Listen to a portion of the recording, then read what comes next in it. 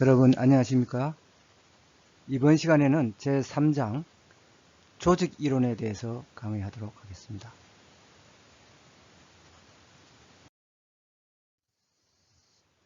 강의 순서는 첫 번째, 널리 알려진 고전이론에 대해서 살펴보고, 두 번째로 신고전이론인 인간관계론,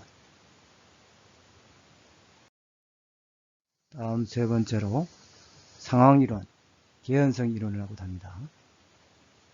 네 번째로 체계이론에 대해서 살펴보고, 다섯 번째로 조직환경이론, 끝으로 현대 조직이론에 대해서 강의하도록 하겠습니다.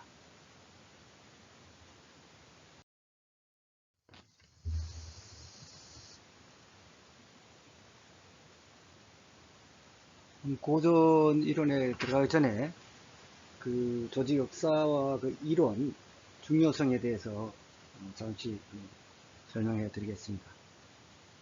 그 조직의 역사는 인류가 공동체를 이루었을 때부터 시작되었다고 볼 수 있습니다. 그래서 인류가 무리지어 살게 되면서 위계가 형성되고 공통의 목표를 추구하며 상호 경쟁과 협력을 통해서 조직은 발전해 왔는데요.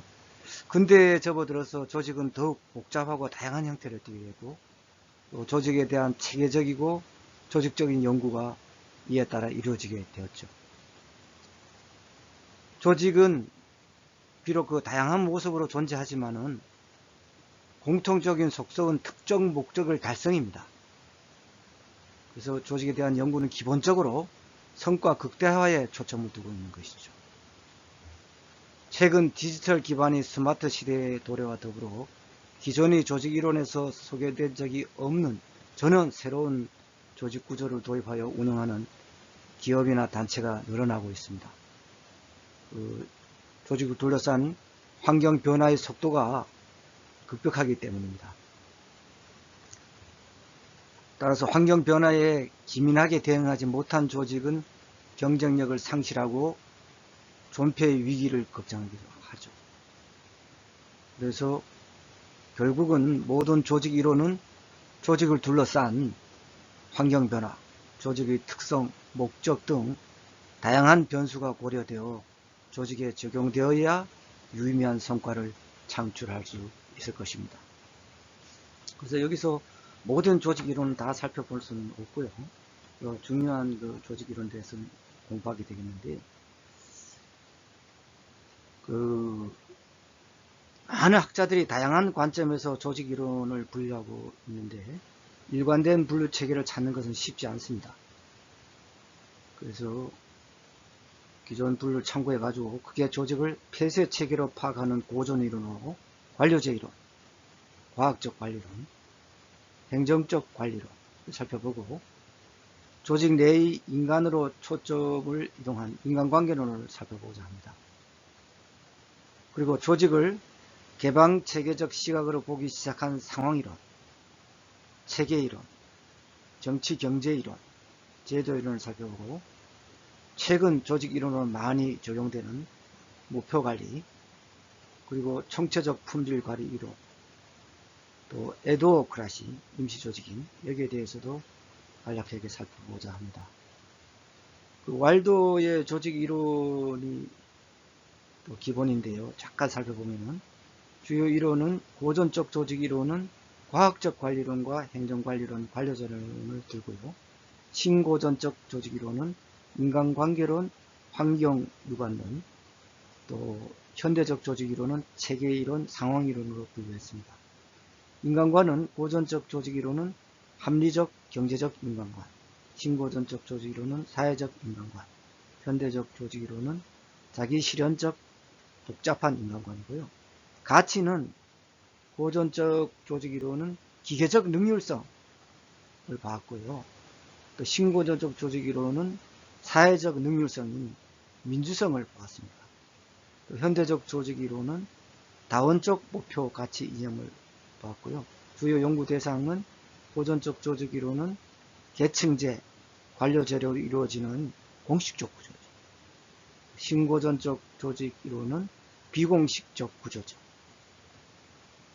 그리고 현대적 조직 이론은 체계적 유기적 구조이고, 주요 변수로는 고전적 조직 이론은 구조로 반대해서 신고전적 조직 이론은 인간을 봤습니다. 이 사회 심리적이죠. 그리고 현대적 조직 이론은 환경을 봤고, 환경관계는 고전적 조직 이론은 폐쇄적이고, 신고전적 조직 이론도 폐쇄적이지만은 고전적 조직 이론보다는 더 완화된 그런 폐쇄적 환경관계를 택하고 있습니다. 현대적 조직 이론은 개방적이죠. 환경과의 관계가. 또 연구 방법은 고전적 조직 이론은 원리 접근법을 해가지고 형식적 과학성을 봤고요. 신고전적 조직 이론은 경험적 접근. 그 다음에 현대적 조직 이론은 복합적 접근으로 봤습니다. 경험과학과 관련과학을 활용하는 것이죠. 이렇게 좀 살펴보고 관료제 이론에 들어가겠습니다. 관료제를 여러분 많이 들어보셨을 거예요. 그래서 계층적 조직 구조를 가지고 합리적 규칙에 의해서 지배가 가능하도록 된 제도화된 조직 형태거든요. 오늘날의 관료제에 대한 비판이 비능률이다. 또 피동적으로 움직여서 책임 회피를 한다. 이렇게 비난을 하는데, 관료제 이론 출현 당시 막스 베버는 자유와 권력을 합리적으로 사용하는데 가장 효율적이고 또 정해진 규칙에 따라서 움직이는 관료제 조직이 가장 합리적인 조직이라고 주장했습니다.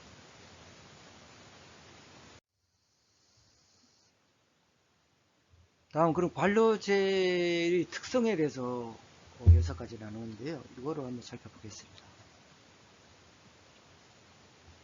그래서 이 관료제의 특성은 여러분들이 이걸 좀 기억을 좀 해주셨으면 좋겠습니다. 우선 관료제의 특성에서 첫 번째 권위의 위계 구조와 계층제가 있는데요. 이것은 권리와 책임에 따르는 권위 위계가 있어가지고 합법적으로 상급자나 하급자를 통제하고 감독하는 것입니다. 다음 규칙과 규정입니다. 직무 배분이나 인력 배치 등을 포함한 조직의 기능은 일관된 규칙과 규정에 의해서 이루어지죠. 그러니까 어떤 사람의 어떤 감정이라든가 전통적 권위라든가 카리스마적 권력자에 의해서 이루어지는 게 아니라 일관된 규칙과 규정에 의해서 업무 처리가 이루어지기 때문에 어떻겠습니까? 조직이 안정성을 찾겠죠. 그리고 계속성이 부여되겠죠. 규칙과 규정에 의해서 처리하니까. 그 다음에 사적 감정이 배제입니다. 공사가 분리되는 것입니다. 공적인 업무와 사적인 업무, 이걸 이제 분리해야 되겠죠.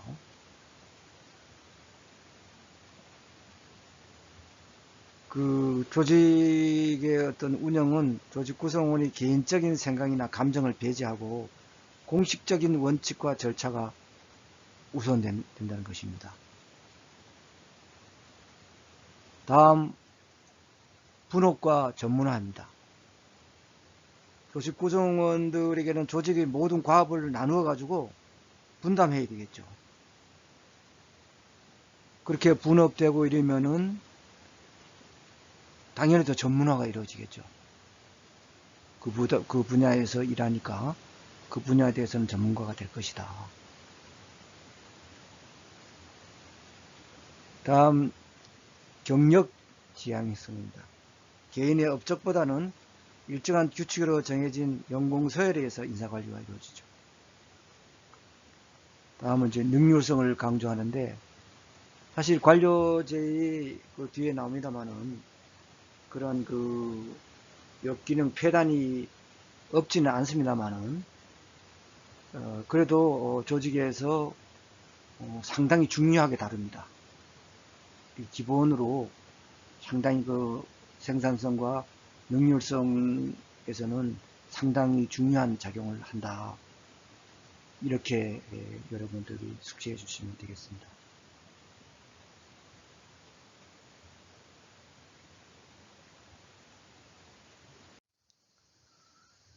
그럼 관료제의 순기능하고 역기능을 한번 구분해서 정리를 해봤는데요. 우선 관료제의 특징에서 그러면 권위의회 유의 구조에서 순기능은 뭐냐? 엄격한 지시 이행과 조정이 이루어지죠. 그건 이제 좋게 작용하는 것이고 이제 긍정적이죠. 이제 역기능은 부정적으로 작용하는 것은 이렇게 엄격한 지시와 이행 또 조정 통제 이게 계층제의해 가지고 위계 구조에 의해서 왜 상사가 하급자한테 지시 조정을 하는 것이죠. 계층이 돼 있으니까. 지금 뭐 각각 기관의 기본은 그렇게 되어 있잖아요, 사실은. 기관 단체가.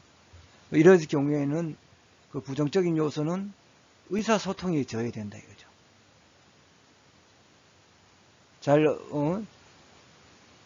이 상향식 의사 전달이 잘 안 된다 이거죠. 아래에서 위로, 또 물론 위에서 탑다운 방식도 있지만은 잘 이게 이루어지지 않는다. 그리고 그러다 보니까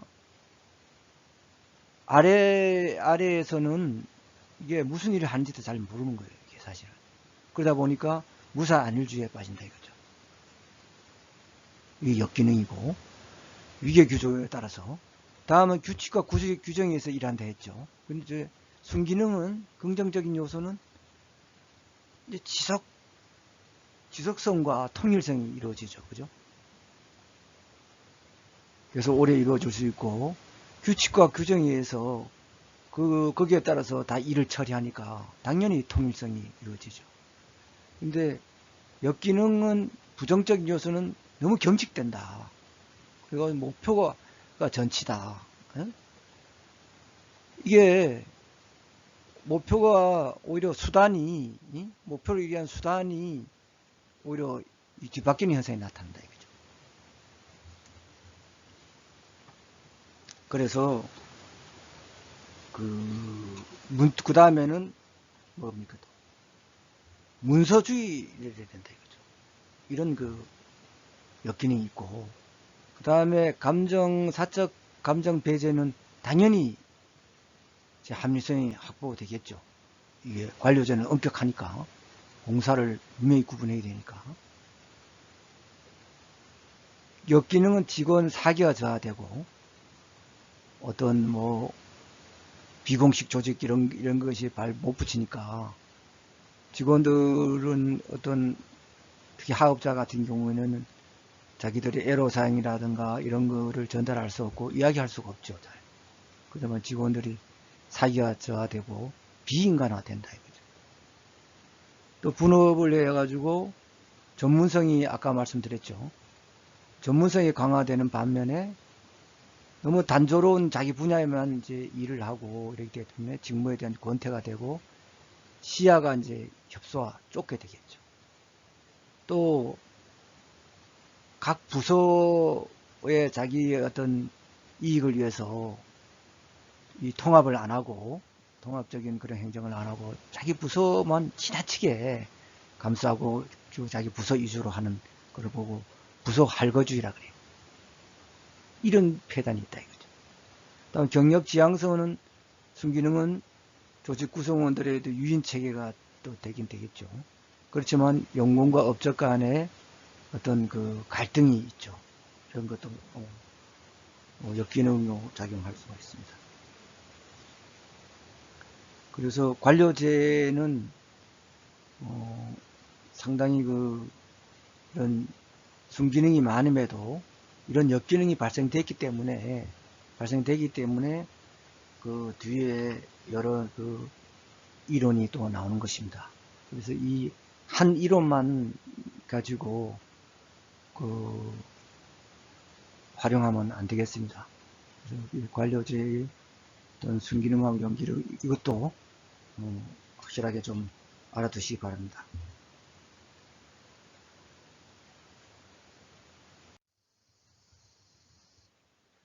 그래서 관료제에 대한 비판은 이제 너무 이게 계층적이고 문서주의고 이거 비공식적인 그런 의견스러움도 안 하고 이래야 되기 때문에 정서적 감정적 측면을 배제한다. 또 인간을 규칙에 의해서만 움직이는 기계적 존재로 취급한다. 또 인간을 둘러싼 환경의 영향을 고려하지 않는 폐쇄적 관점이다. 이렇게 비판을 했습니다.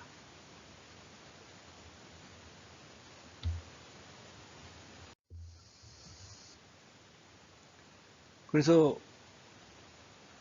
그 사회복지 조직의 적용이 있는데요. 그 사회복지 조직도 일정 수준 관료화가 돼 있죠. 그죠?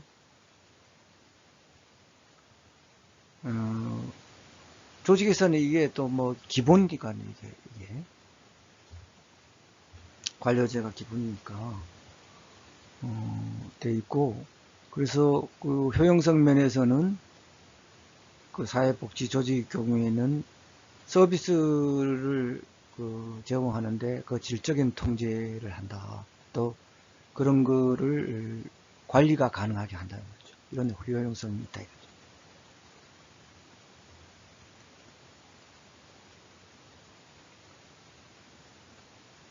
그래서 적용의 또 한계를 보면은 사회복지 조직의 업무는 클라이언트 어떤 개별 상황에 따라서 이게 이제 다양하게 수행되잖아요. 이게 사실 사회복지 조직 같은 경우는 특수한 상황이라 해가지고 이게 관료제가 안 먹히는 경우가 많습니다, 사실은. 그래서 관료제 이론을 전적으로 적용시키는 데는 한계가 있죠. 그래서 다양한 클라이언트의 상황에 따라서 유연하게 대처하는 것이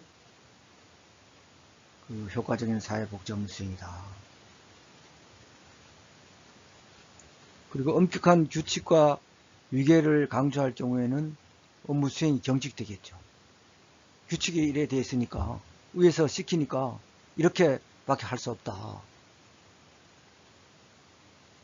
이렇게 경직되게 일 처리를 하면은 클라이언트들이 만족을 하겠습니까?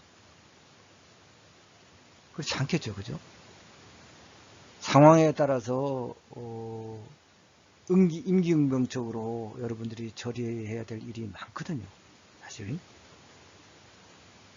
그래서 어떤 그 사회복지관 같은 경우에도 물론 뭐 미리 약속을 하고 찾아와서 면담을 또 요청하고 또 상담도 받고 하게 해야 되겠지만은, 그렇지 않고 불쑥 찾아오거나 와서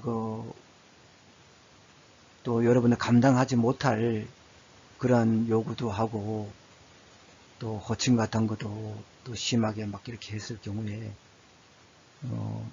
어떻게 처리해야 될 것인가. 뭐 면담 같은 경우는 미리 신청을 안 하고 왔다 해가지고 바로 뭐 다음에 면담 신청하고 오세요 이렇게 보낼 수도 없잖아요, 그죠? 그리고 와가지고 또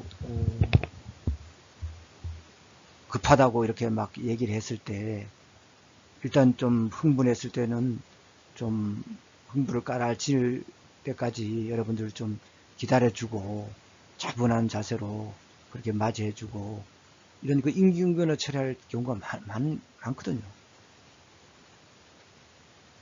그리고 뭐 도저히 감당 이게 못할 때에는 또 어떤 그 보호 조치를 또 해야 되고 또 그분들 또 아는 또 저기 그 사회복지사나 또 선임들한테 또 이렇게 또 부탁도 또 할 수 있겠죠. 그런 그 융통성이 있어야 되거든요. 그래서 변화에 대한 그 재량권 융통성이 이렇게 제한되는데 관료제는 이런 이제 한계가 있다 이거죠.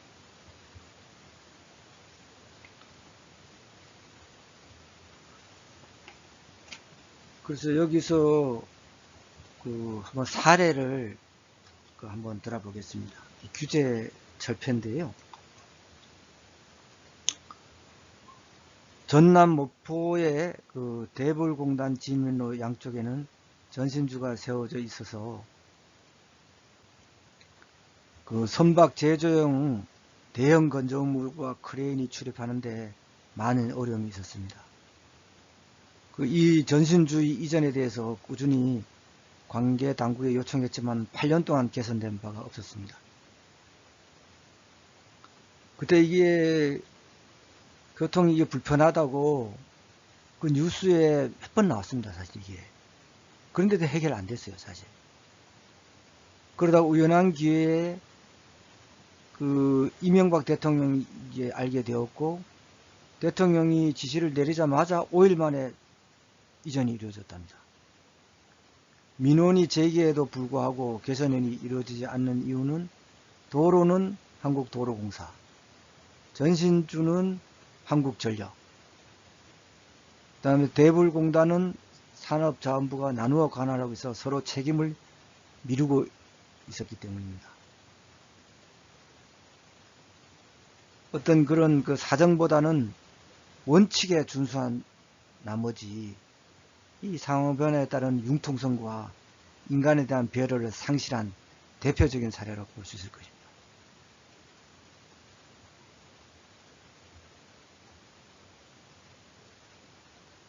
이렇게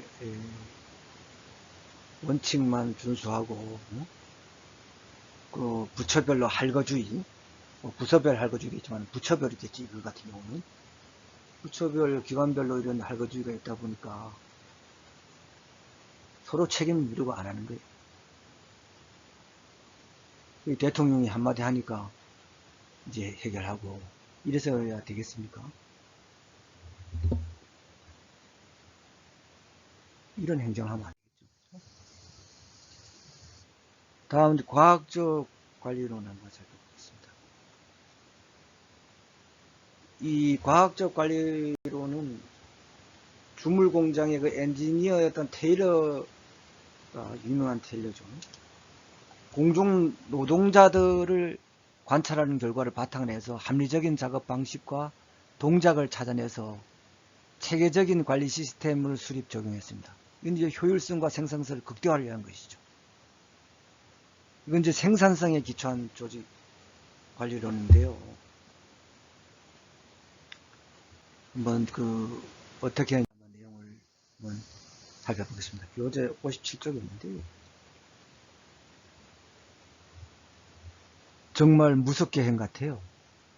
과학적 업무 분석 작업자들이 작업 중에 사용하는 근육의 움직임, 또 신체 활동까지 기록하고, 그래서 가장 합리적인 작업 방식을 찾아낸다 이거죠. 그리고 최고 생산량을 달성한 작업자를 기준으로 전체 직원이 달성해야 할 생산량을 정해서 각 직원들 간의 직무 성과의 차이를 평가할 수 있는 기준을 마련한다 이거죠.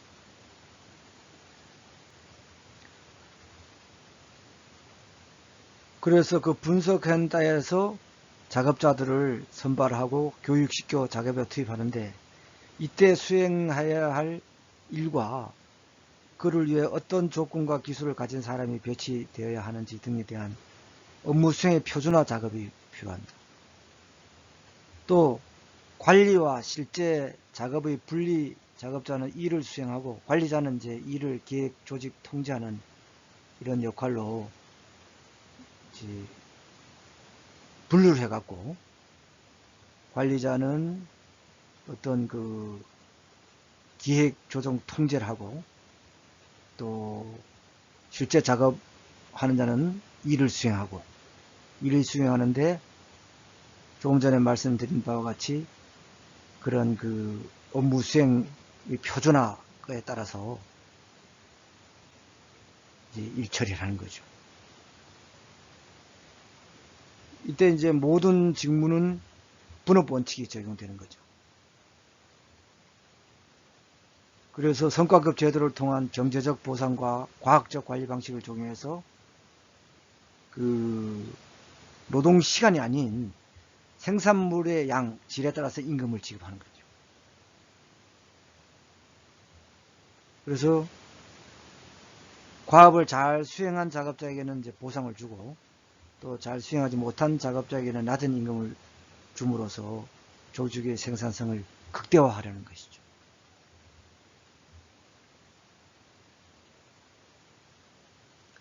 그러니까 인간을 정말 뭐 하나의 뭐 기계로 보는 거죠. 이 과학적 관리라는 것이 작업 능률만 강조하는 거예요. 생산성하고.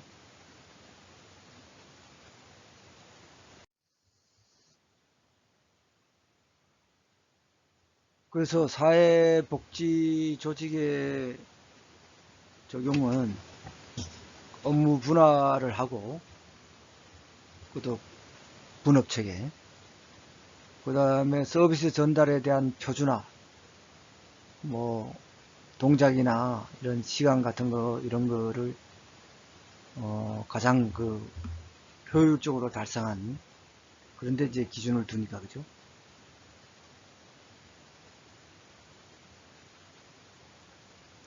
그런 작업 방식을 선호하니까 이런 거를 만약에 적용했을 때는 경영의 효율성 면에서는 좋겠죠, 그죠? 그렇지만은 또 폐단이 있죠. 사회복지 조직과 생산 조직은 아까 제가 말씀드린 바와 같이 다르죠, 그죠? 근본적인 차이가 있다. 서비스를 어떤 기계적으로 표준화되게만 딱 이렇게 할 수가 없다 이거죠.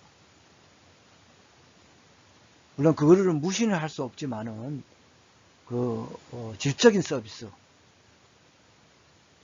뭐 효과성 이런 것도 중요하다 이거죠. 생산의 극도화도 중요하지만은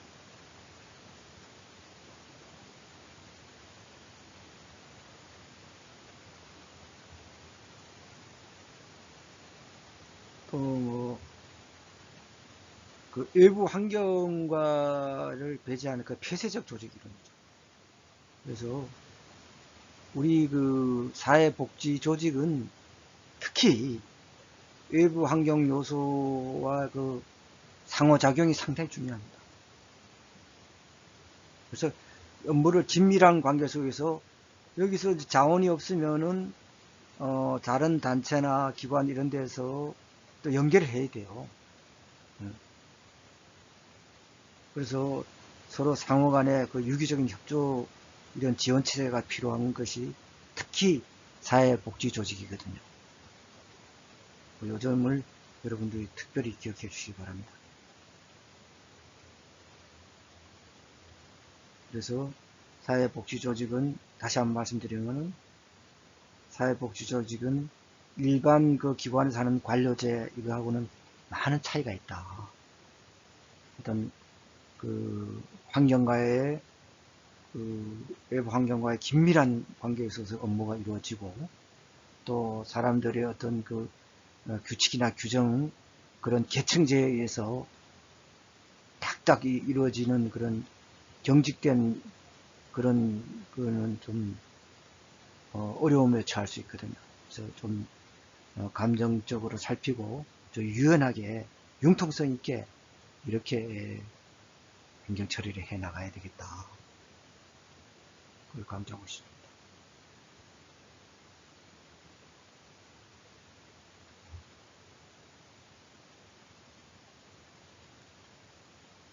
그래서 여기서 말한 과학적 관리론은 사회복지 조직에는 그 적용하기가 어려운 부분이 많습니다. 그걸 감안하고 여러분들이 학습을 해고 뒤에 나온 것도 여러분들이 살펴봐야 되겠습니다.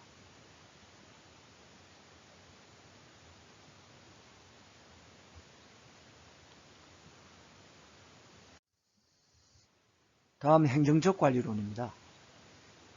이것도 이제 과학적 관리로 영향을 받았는데요. 뭐 생산성에 기초한 조직관리 이론은 똑같은데 차이는 과학적 관리는 생산 현장에서 작업 과정에 대한 분석을 기초로 조직관리 원칙을 도출하는 데 비해서 행정적 관리는 모든 조직에 적용할 수 있는 일반적 관리 원칙을 연구하고 또 이에 따라 조직을 설계했다. 그래서 모든 조직을 구조화하는 최적의 방법을 먼저 도출하고 이에 따라서 조직을 설계하는 했다 이거죠. 행정적 관리는. 그러면은 행정적 관리로는 결국은 뭡니까? 최고 관리자의 관점에서 바람직한 경영 원칙이 뭐냐? 이걸 연구한 이론입니다. 그래서 여러분들이 앞에서 공부를 한 게 있죠. 행정의 어떤 과정이고, 그 행정가들이 수행해야 할 행동 규범이 있었죠. 그 대표적인 것이 규율과 어육이 제시한 관리자의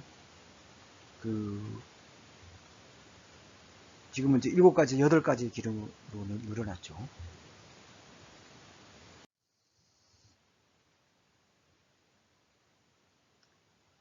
다음은 행정적 관리론에서 행정에 필요한 전형적 관리 기능 8가지에 대해서 설명했습니다. 행정적 관리론에서는 행정에 필요한 전형적인 관리 기능을 분류하고 행정가들이 수행해야 할 행동 규범을 제시했죠. 그래서 그 사회복지 행정이 그 조직을 통해 이루어지는 과정은 여러분 잘 아시죠? 앞에서 배웠는데 일반적으로 포스트 고브라고 규율과 어익이 제시했는데요. 살펴보면은 기획, 조직, 인사, 지시, 조정, 보고, 재정, 여기에 이제 하나를 더 추가해서 평가, 여기까지 해가지고 8가지인데요. 여기에 이제 포스트 코브에다 E를 이제 하나 더 추가를 하지, 그죠? 그래서 이는 모든 행정에서 사회복지 행정가에 의해서 필수적으로 수행하는 관리 기능이죠.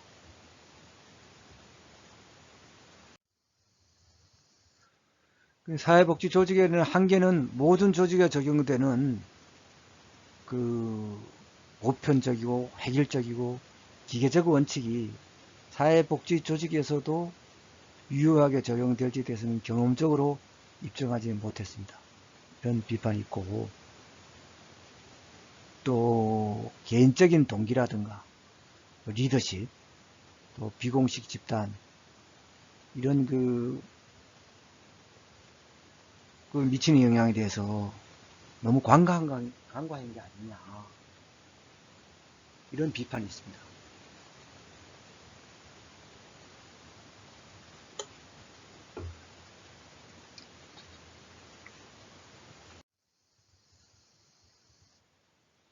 다음 2번째로 인간관계론입니다. 이걸 보고 이것도 메인 앞에 같이 폐쇄적인 그런 이론인데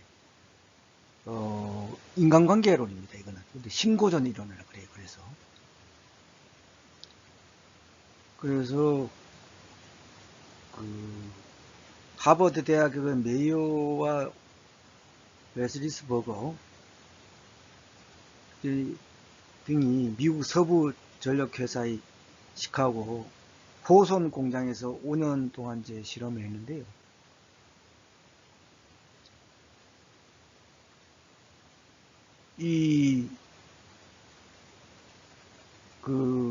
당초에는 과학적 관리론이 과연 생산성을 증대시키는지 검증하려 했습니다.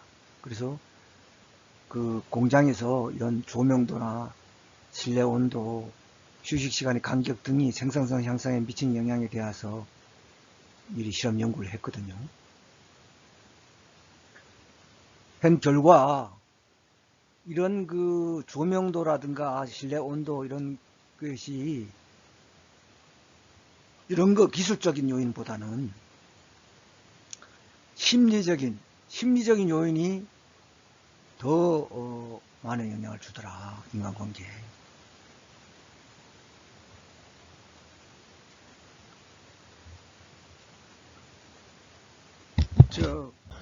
어떤 조명도와 실내 온도, 휴식 시간 간격 등이 연구 결과를 보면 조명이 밝은 작업반의 생산성이 그렇지 않은 작업법보다 높았지만 불의 밝기를 낮추어도 생산성이 꾸준히 상승한다는 새로운 사실을 발견했어요. 또 사이가 좋은 여성 노동자끼리 팀을 이루어 전화 계전기 조립 실험을 한 결과 작업 능률에 영향을 미치는 것이 노동시간이라든가 급료, 휴식시간 등이 아니라 작업에 대한 자부심, 또 자기 표현의 기회 등의 요인임이 밝혀졌습니다. 그러니까 작업장의 어떤 환경 같은 기술적 요인이 아니라 노동자들이 인간관계와 같은 심리적 요소와 더 많은 관련이 있음을 실험 결과가 나타난 것이죠.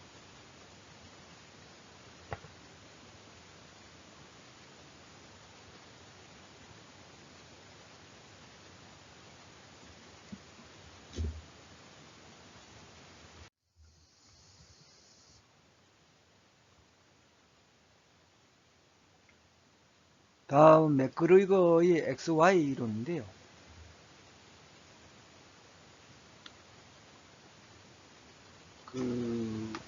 인간의 본성과 그에 따른 행위에 대한 상반된 가정을 해가지고 X 이론하고 Y 이론으로 나누었거든요. 교재 63쪽에 있는데요. 인간이라는 것이 이렇게 두 가지로 이렇게 분류할 수 있다는 거예요. 1960년대 맥그리거 등에서 새롭게 관심을 인간관계론에서 나왔는데, 그래 X이론이라는 것은 인간은 일을 싫어하기 때문에 가능하면 일을 조금만 하려고 하고, 인간은 책임지기 싫어하고 회피하며 야망이 없기 때문에 그저 시키는 일만 한다. 그래서 동기부여 방식은 그렇기 때문에 통제와 지시를 하고 철저한 감독, 또 물질적 보상하고 수직적 조직 형태다. 그래서 관리 전략으로는 규율과 물질에 대한 관리로 경제적 보상 체계를 강화하고 권위주의적 리더십, 또 상부 책임 제도를 강화하고 조직 구조의 계층성, 또 공식적 조직에 의존하고 집권제와 참여를 제한한다. 그 반면에 Y로는 어떠냐? 일이란 자연스러운 것이며 인간은 적절한 조건만 갖추어지면 적극적으로 책임 맡은 일을 완수하려고 한다 이거죠.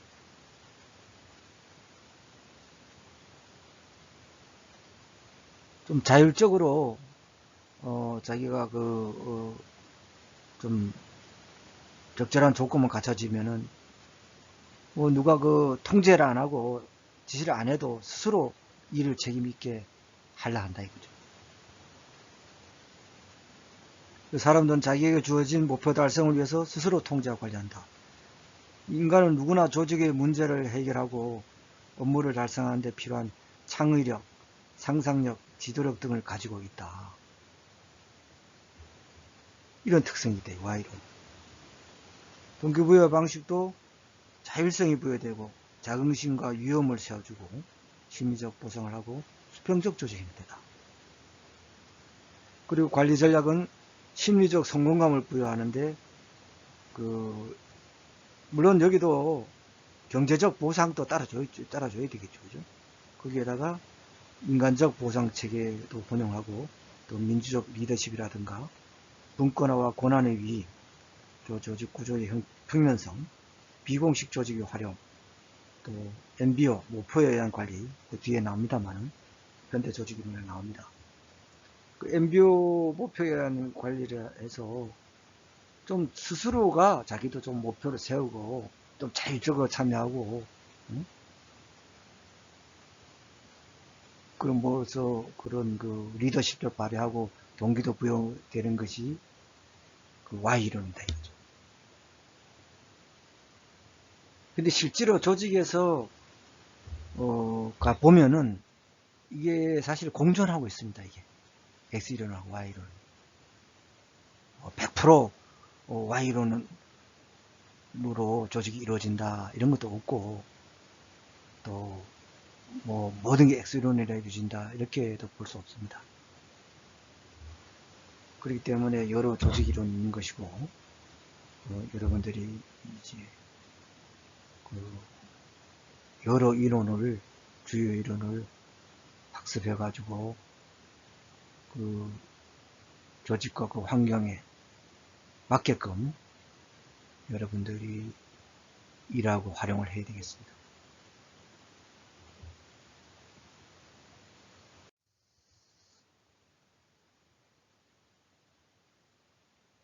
그래서 모스와 로시는 그 조직에서 수행되는 업무의 성격에 따라서 해서 적용되는 이론의 효과성이 달라진다. 그렇게 봤습니다. 즉, 반복적이고 예측 가능한 과업은 X이론에 의한 통제 중심 관리가 효과적이고, 과업이 다양하고 또 전문적인 직무의 경우에는 Y이론에 의한 민주적 의사결정이 더욱 효과적이라는 의견을 제시했습니다. 좀 더 그런 그 인간관계론, 그런 XY 이론에 대해서 좀 더 깊게 연구한 것이죠. 그래서 사회복지 조직에는 적용은 선호되는 조직 이론 중 하나인데요. 인간이 이제 수단이 아닌 목적이니까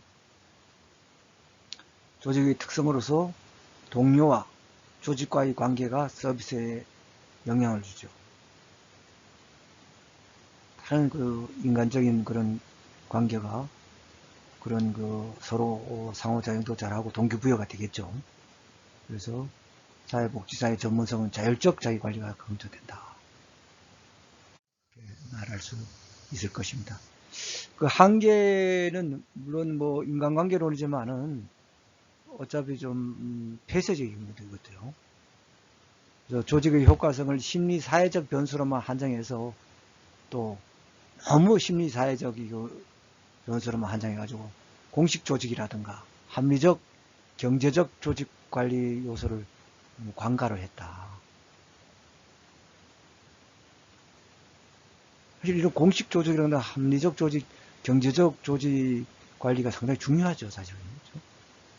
이런 심리사회적 변수만 가지고 한정하면 안 된다. 그리고 사회복지 조직이 폐쇄적이라 했잖아요, 제가 누수가. 근로 환경이라든가 외부 환경이 조직에 미치는 영향을 간과했다 이거죠. 다음 이제 상황 이론입니다. 상황 이론은 뭐 상황에 따라서 그때그때 올바른 조직 관리 방법이 달라지니까 그 상황에 맞는 조직 이론을 활용해야 된다는 거죠. 어느 조직이나 공통적으로 적용할 수 있는 유일무이한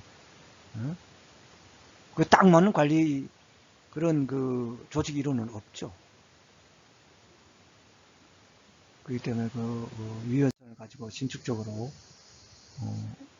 조직 그 이론을 대입해야 되겠습니다.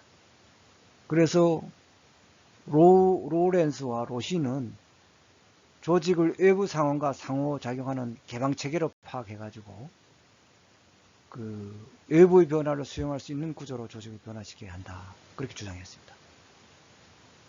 이 상황 이론입니다. 그래서 그 환경과 서로 상호작용하는 것이죠. 외부 환경. 개방체계로 파악하는 것이죠. 그 이론적인 전제는 조직 환경의 변화라든가 조직의 기술, 조직의 크기라는 상황 요소에 따라서 조직의 구조가 달라진다.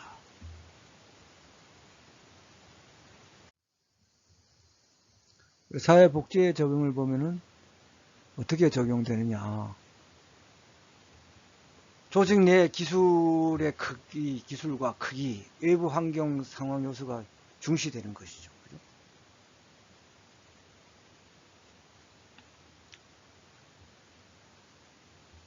그래서 환경과 기술 크기, 거기에서 구조가 직권화, 공식화, 조정된다고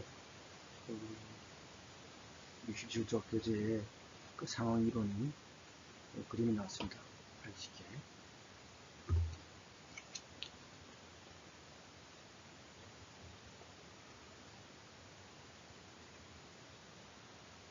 그래서 이건 뭐 환경을 중요하셨다는 점에서 그 상황 이론이 상당히 그 사회복지 쪽에서 큰 의미를 가지거든요.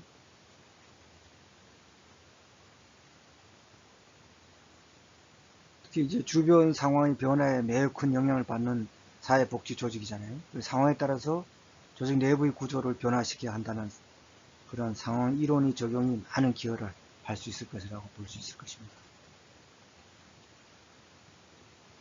신축적으로 유연하게 융통성 있게 또 외부 환경과 상호 교호작용을 하면서 적용을 해야 되겠다.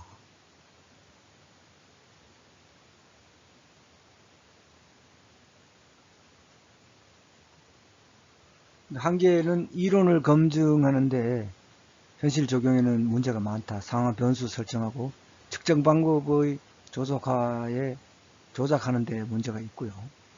또 일정한 법칙을 또 제시하지 못하는 그런 또 한계가 있고, 환경과 또 상황에 더해서 의사결정자의 어떤 가치관이라든가 의도, 조직의 목적 등의 영향을 간과하고 있다. 이렇게 볼 수 있을 것입니다.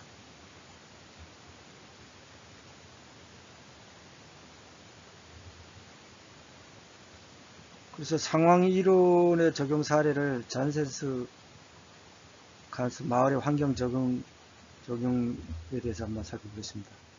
암스테르담 북쪽의 작은 어촌 마을인 잔센스 칸스라는 나무 보트를 만들어 파는 것으로 생계를 유지하던 마을이었는데, 그러나 이제 철제 배와 증기 기관의 발전을 위해서 나무 보트를 만드는 일이 사양길로 접어들게 되었는데, 보트에 필요한 목재를 자르는 동력을 위해 마을에 절비하던 풍차들도 거의 사라지게 되었습니다. 그러던 중에 산업화로 인한 공해로부터 환경을 지키기 위한 녹색운동 붐이 일어나면서 주민들은 마을을 녹색 마을로 탈바꿈시키기 시작했습니다. 남아있던 풍차를 정비하고 마을 주택들이 외벽을 초록색으로 칠했으며, 마을에서 흔히 신던 나무 신발을 기념품으로 개발하여 판매를 시작했던 것이다. 사람들이 마음속에 남아있는 동화의 환상을 실현해내면서 수만 명의 관광객들이 찾아오는 마을로 변화시킨 이 사례는 환경 변화에 잘 적응하여 환경을 적응에 잘해서 발전을 이룬 그런 사례라고 할 수 있을 것입니다. 그래서 소개를 했고요. 다음 체계이론입니다. 체계이론은 조직은 각각의 기능을 수행하는 여러 하위 체계로 구성되어 있다. 체계는 하위 체계가 있고 또 그의 상위 체계가 있죠. 그 체계들은 각자의 경계가 있고 서로 이제 그런 그 상호작용을 하죠. 다 영향을 미치다 이거죠. 그렇기 때문에 조직 자체를 한 체계가 다른 체계와 빈번한 상호작용을 유기체로 인식한다 이거죠. 그래서 각 하위 체계는 또 역동적으로 움직이고, 그렇기 때문에 이들 간의 갈등은 또 피할 수 없겠죠. 그렇기 때문에 각 체제 간의 업적을 비교하고 평가하는 것도 가능하다. 이게 이제 체계 이론입니다. 그래서 이들 하위 체계가 조직 목표에 따라서 자신의 기능을 수행해야 조직이 최적으로 기능하겠죠. 우리 사회는 각 체계가 하위 체제 있고, 그 위에 중간 단계 또 체제도 있고, 또 상위 체계 있어가지고, 각 체계가 그 기능을 제대로 해야지 이 사회가 돌아가겠죠.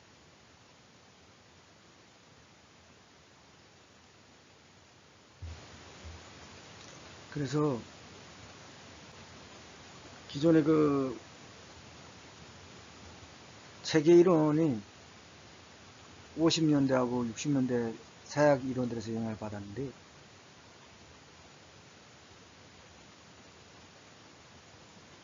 기존의 체계 이론하고 인간관계 이론, 상호 이론이 하나로 통합된 이론을 볼 수 있습니다. 그래서 앞서 설명한 고전 이론들이 조직을 폐쇄적 체계로 이해했다 그랬잖아요. 그죠? 그렇지만 구조 기능주의와 일반 체계 이론적 관점은 조직을 개방 체제로 인식하기 시작했다는 것이죠. 이게 좀 다르고 중요합니다. 그리고 체계 이론에서는 조직이 각각의 기능을 수행하면서 여러 하위 체제로 구성되어 있다고 하죠. 체계도 또 이 단계가 있습니다. 하위, 중, 이제 상위 이런 체계가 연결되어 있는데,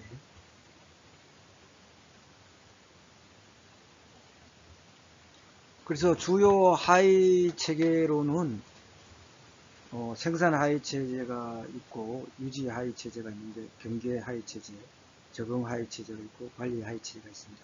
하위 체제. 생산 하위 체제는 생산과 관련된 과업을 수행하는 하위 체제입니다. 또 유지 하위 체계는 조직의 계속성을 확보하고 조직의 안정을 유지하는 기능 체계입니다. 경계 하위 체제는 조직의 생존과 발전을 위해 기능하는 하위 체제로서 조직과 환경적 요인을 강조합니다.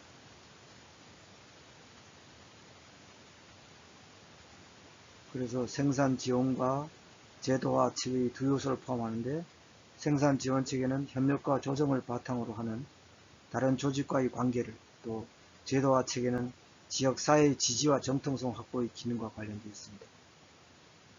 다음 적응 하위 체제는 연구와 계획의 기능을 담당합니다. 조직의 지적인 기능에 해당하는 체제입니다. 관리 하위 체계는 조금 전에 말씀드린 이 네 가지 그런 하위 체계를 통합하고 조정하는 기능을 하는 것입니다. 그래서 통제를 이제 하는 것이죠. 관리 하위 체계는. 그래서 계층 간의 갈등을 해결하고 타협, 또 조정, 재고조화 등을 통해서 외부 환경과의 조화를 기하는 것이죠.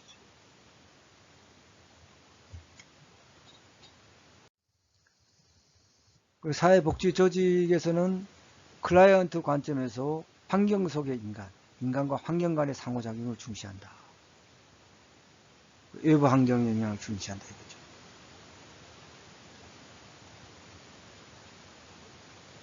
한계는 유기체에 대한 이상화로 조직 역할과 업무 절차의 합리성, 조직의 정치적 특성을 너무 간과하고 있다.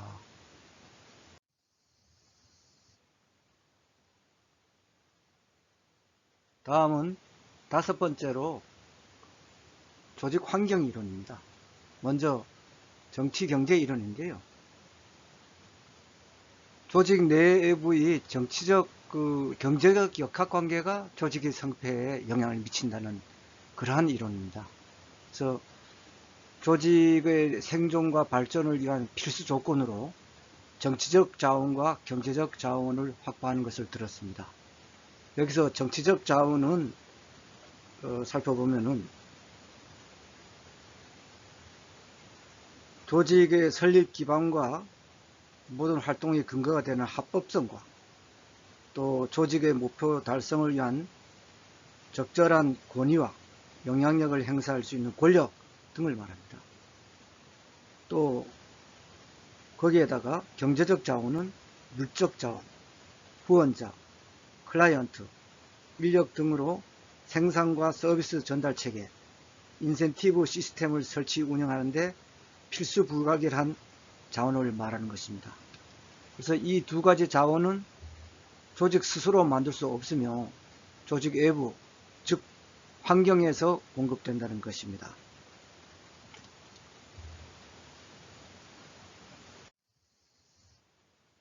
이러한 과학 환경은 조직 내부에 영향을 미치고 조직 내의 정치 역학적 역학관계는 또 조직 내 기술이라든가 의사결정에 영향을 미치고, 그래서 조직 관리자는 과학 환경을 분석하고 상황에 대처하는 완충 전략과 또 연계 전략, 이런 거를 사용한다 이거죠.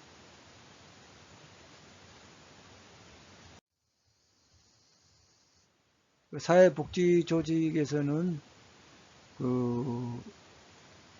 당연히 정치 경제적 역학관계가 사회복지 서비스 전달 체계에 미치는 영향을 설명했고, 또 조직이 택한 전략, 전술 결과에 대한 설명이 있고, 클라이언트 집단은 정치적, 경제적 자원을 가진 중요한 자원이자 이해 당사자에 대한 그런 예측을 가능하게 했습니다. 한계는 역시 계량화, 어떤 수치화 하는데 어렵고, 변수를 정치, 경제적 자원 변수로만 너무 한정했다. 그런 한계가 있습니다.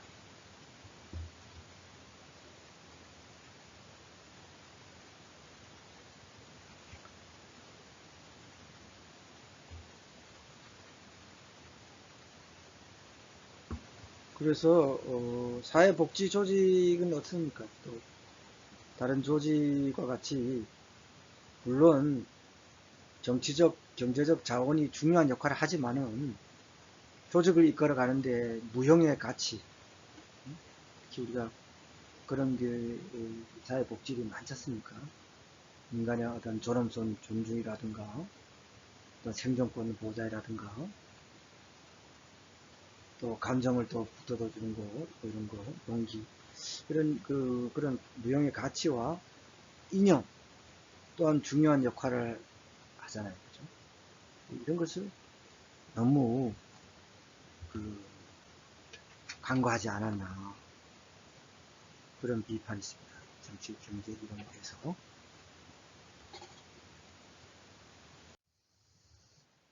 다음은 제도 이론인데요. 보다 이제 거시적인 제도적 환경 요소에 초점을 두고, 이거는 아까 말씀드린 대로 정치 경제 이론에서 정치적 경제적 자원 이거 중시와는 달리 이제 가치 이념을 이제 중요시하는 게 여기 좀 다르죠. 그래서 조직의 구조 성격은 제도적 환경에 속해 존재하는 규범이란다 규칙에 의해서 결정한다. 이거는 위에 이제 가치와 이념을 중시한다. 정치 경제 이런 거 달리. 그래서 받아들이는 과정 또는 방법도 강제적, 모방적, 규범적 이런 과정이 있는데요.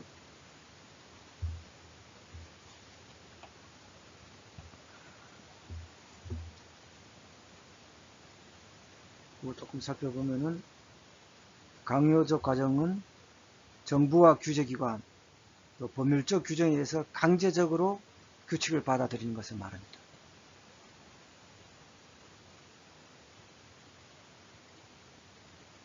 예컨대 사회장애인 복지법이나 노인복지법 등의 법률에 따라서 서비스 대상자를 특정 클라이언트로 의무 선정해야 하는 것. 이 강요적 과정이 대표적인 예를 할 수 있겠죠.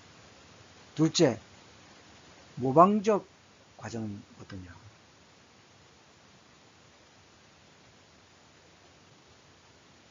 우수 조직의 성공 프로그램 관리 기법을 도입해가지고 시행하는 것이 되겠습니다.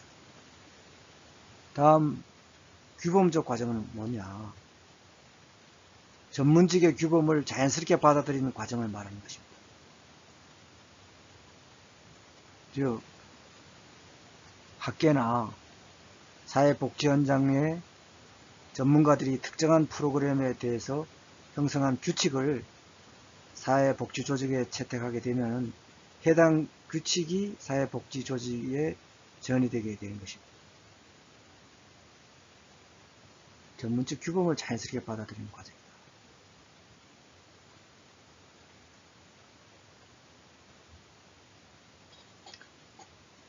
이렇게 알아두시고요. 사회복지 조직에는 우리나라 사회복지 조직에 대한 이해를 도모하고 이념 또는 가치에 대한 정당성을 확보하고 정부와 전문직의 제도적 규범이 강하다. 법률에 의한 규제죠. 제도적 환경 이런 일이 적용되고요.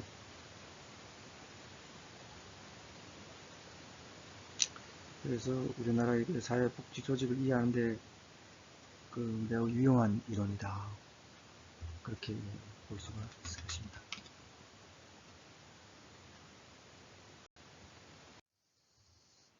제도 이론은 그 정도로 살펴보고요. 다음은 이제 현대 조직 이론인데요. 우선 이 목표 관리, 이 MBO인데요. MBO. 이거는 뭔가 하면은 이게 이제 트러그가 경영관리 실제에서 처음으로 사용한 용어인데요. 목표 관리. 이게 단기적 이제 목표를 명확히 이제 설정하고 이게 참여를 하는 것입니다. 이게 이제 스스로 참여를 해서 상급자고 목표를 정하는 것인데요. 그래서 단기 목표를 명확히 설정해가지고 참여를 통해서 조직 단위와 구성원들이 실천해야 할 생산활동을 단기적 목표를 명확하게 설정해가지고 그에 따라서 생산활동을 수행한 후에 활동 결과를 평가하고 완료하는 관리체제를 말하는 것입니다. 그래서 현대 조직 이론은 중요하니까 여러분들이 꼭 알아두시기 바랍니다.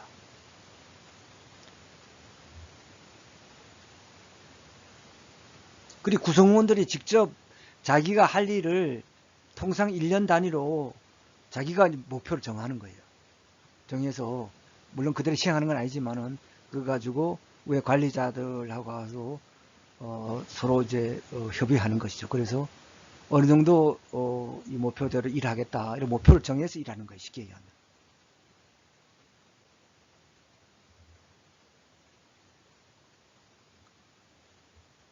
그래서 이제 MBO Management by Objectives 해가지고 MBO라 그랬는데요. 여러분 알아두시기 바랍니다. 사회복지 조직에서도 업무 계획을 통해서 시간 및 자원을 효율적으로 활용할 수 있고 업무의 배분도 합리적으로 운영할 수 있겠죠. 자기가 할 수 있는 일을 목표를 구체화시켜가지고 일하니까 그죠. 그리고 조직 구성원들이 직접 참여해가지고 목표를 정하니까 피동적으로 목표가 주어지는 걸 그냥 피동적으로 따라가는 게 아니라 자기가 일할 거를 목표를 세우니까 그죠. 그러니까 당연히 참여자의 동기도 유발되겠죠. 또 관리자와 구성원 간의 협력과 의사소통이 되겠죠. 조직 내에서는 민주화를 가져오겠죠. 그래서 목표 설정에 조직 구성원이 참여를 한다. 그러니까 당연히 동기가 유발되고 또 관리자와 구성원 간에 협력을 하고 의사소통을 해가지고 조직의 내적으로 민주화를 가져온다. 그죠?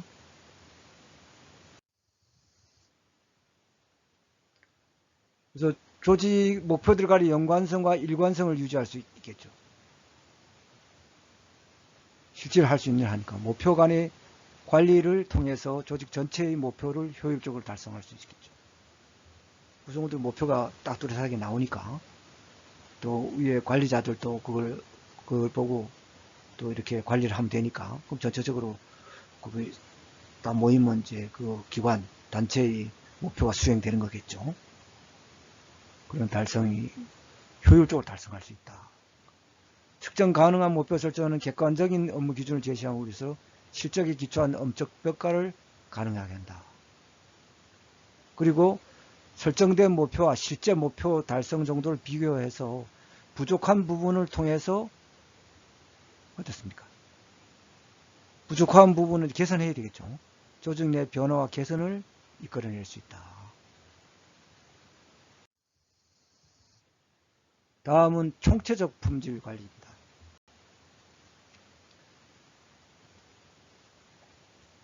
이것도 이제 일본에서 나온 거를 일본 기업들이 최종 생산물을 아주 그 결함 없이 잘 만드는 데서 에 대해서 1980년대에 초반부터 미국 기업에서 이걸 좀 배우자 해가지고 적용되기 시작한 그런 경영 기법이거든요. 이거는 말하자면 TQM이라고도 하는데 이게 그 총체적 품질 관리를 해가지고 토탈 퀄리티 매니지먼트거든요.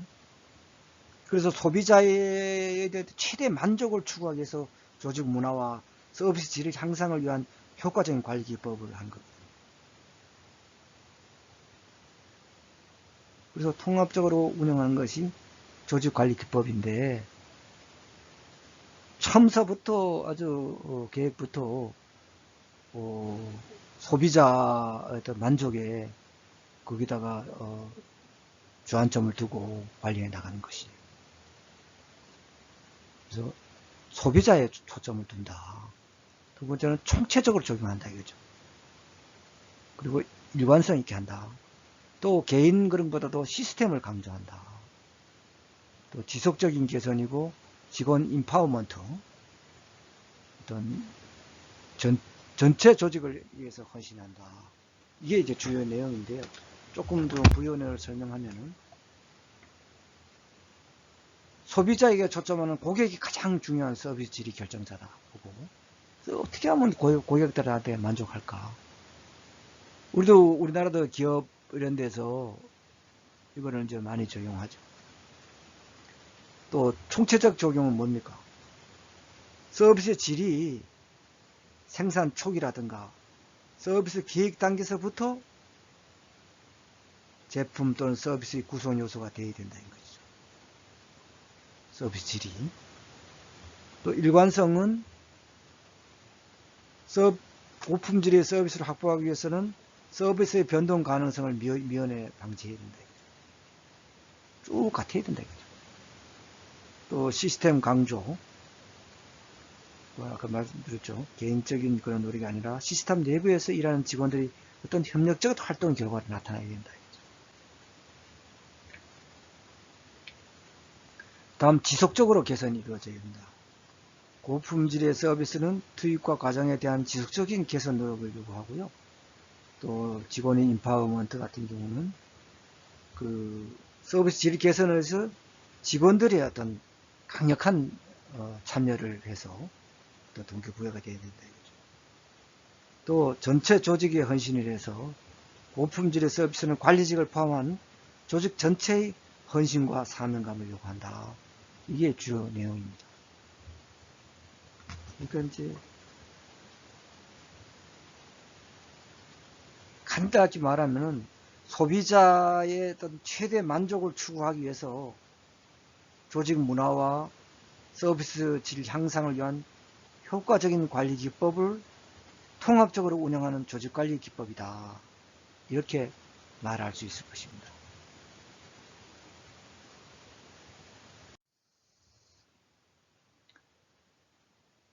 그래서 1980년대 후반 들어서부터 공공행정 부문과 사회복지 서비스 조직에도 적용되기 시작했습니다. 최근에 클라이언트의 소비자적 그런 위치가 강조되면서 사회복지 서비스의 질적 향상을 위한 관리 기법에 대한 필요성이 더욱 부각되기 시작했습니다. 그러니까 여러분들이 꼭 알아두셔야 되겠죠.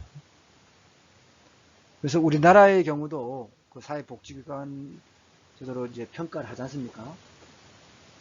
그 이제 그 POSC나 바우처 이런 그 POSC는 Purchase of Service Contracting인데요.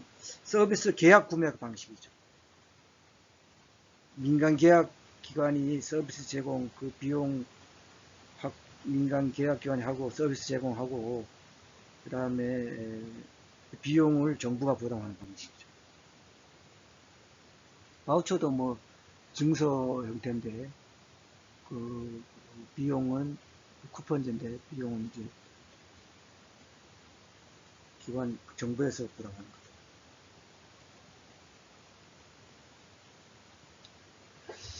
그래서 이런 그 변한 기관 바우처 이런 데서 변하고 있는 기관의 재정 공급 방식은 서비스의 질이 곧 사회복지 조직의 생존을 결정할 수도 있음을 보여주는 것이죠. 서비스 질이.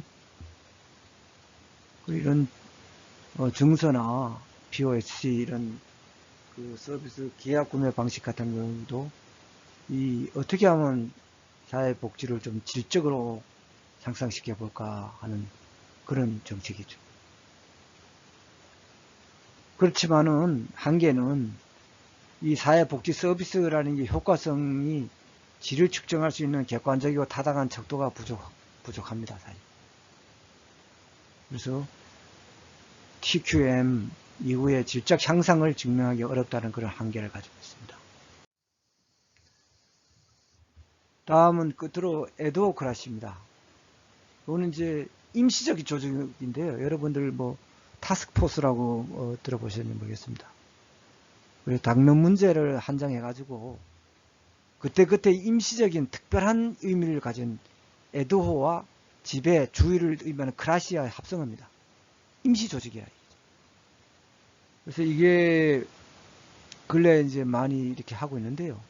문제 해결이 이게 이 한 부서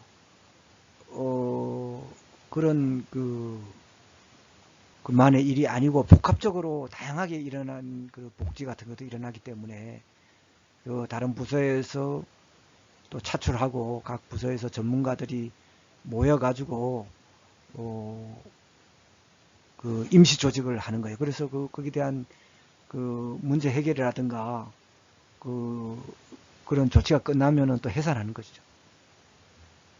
그런 게 많죠. 근래 들어서. 그래서 에도골의 특징은 전통적 조직에 비해서 수직적 계층 분화가 낮고 복잡성과 공식화 정도가 낮습니다. 또 융통성 있는 유기적 조직이고 신축성이라든가 문제 해결력, 현장 적응력이 높습니다.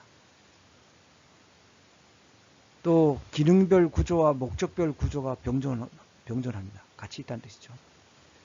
그 다음에 창의성이 높은 전문가들의 의존성이 높기 때문에 분권적인 결정 구조를 가지고 구성원들에 대한 영향력의 원천은 직위 권한보다도 제가 말씀드린 전문성과 지식에 있어요.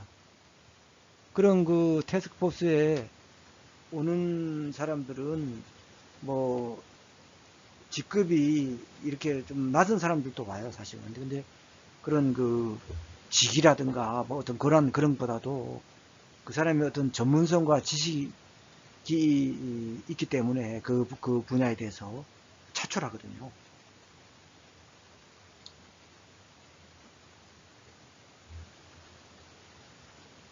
그래서 에도크라시 그 문제점은 엄격한 상하관계가 존재하지 않기 때문에 또 책임과 권한이 분명히 구분되지 않으므로 조직 성원들이 업무 혼선을 발생하고 있다. 또 이질적인 그런 지식과 기술을 가진 전문가들이 모인 프로젝트 팀 형태를 가짐으로 또 자연히 조직 성원 간 갈등과 알력이 발생할 수가 있죠. 그러니까 전문가들이 이렇게 모이고 이러니까 어떤 그런 뭐 복무라든가 이런 관리 이런 거 할 때 사실 그 직속 상관이 아니기 때문에 좀 어려움이 있죠. 각자 주장도 좀 강할 수 있고 그렇지만 그 리더십을 발휘해 가지고 어떤 통합된 노력이 있어야 되겠죠. 그죠? 그래서 또 셋째는 관료제 조직과 비교하면 효율성이 낮은 특성이 있기 때문에 관료제 수준의 정확성과 엄격성은 확보하기 어려울 가능성이 높다. 그렇죠. 관료제는 어떤 인간성, 너무 경직성, 계층성 이런 게 있지만은 이 정확성과 엄격성은 어떤 이론보다는 높죠. 그러니까 이제 이 관료제도 기본이니까 확실하게 알아두셔야 되겠습니다.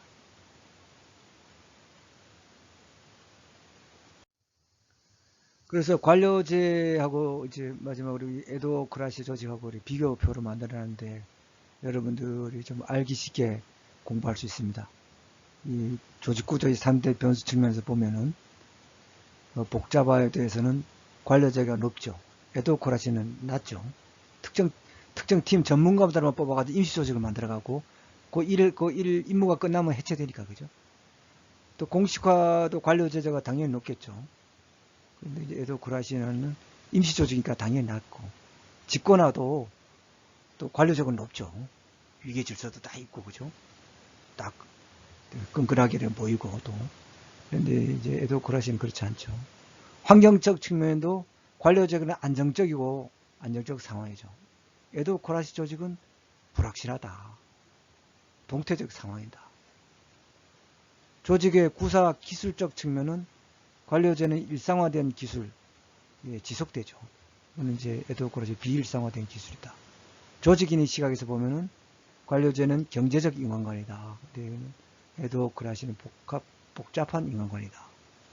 조직의 규모는 당연히 이제 관료제는 크죠. 대규모고 에도크라시는 소규모고 조직의 생명력도 관료제 조직은 당연히 장기 존속이 되죠. 또 에도크라시는 단기 존속이 되고 비교표로 해서 여러분들이 숙지해 주시면 되겠습니다. 다음은 이번 주 과제를 내겠습니다. 그 현대 조직 이론에서 목표 관리 MBO와 총체적 품질 관리인 TQM의 주요 내용을 간략히 작성을 제출해 주시기 바랍니다. 그래서 각 목표 관리 한 서너 줄과 총체적 품질 관리의 서너 줄 이런 식으로 해가지고 간단하게 작성해 제출해 주시면 되겠습니다. 여러분은 과제도 열심히 해 주셔야지 다음에 어떤 그런 그 평가라든가 이런 데에 또 유리하게 이렇게 작용할 수가 있습니다. 그러니까 좀 시간이 있을 때 이런 그 교수 과제를 주고 이럴 것 같으면은 교조도 살펴보면서 이렇게 학습해 주시면 고맙겠습니다.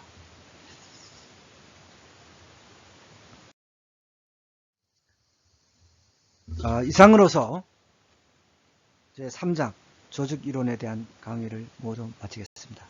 여러분 대단히 감사합니다.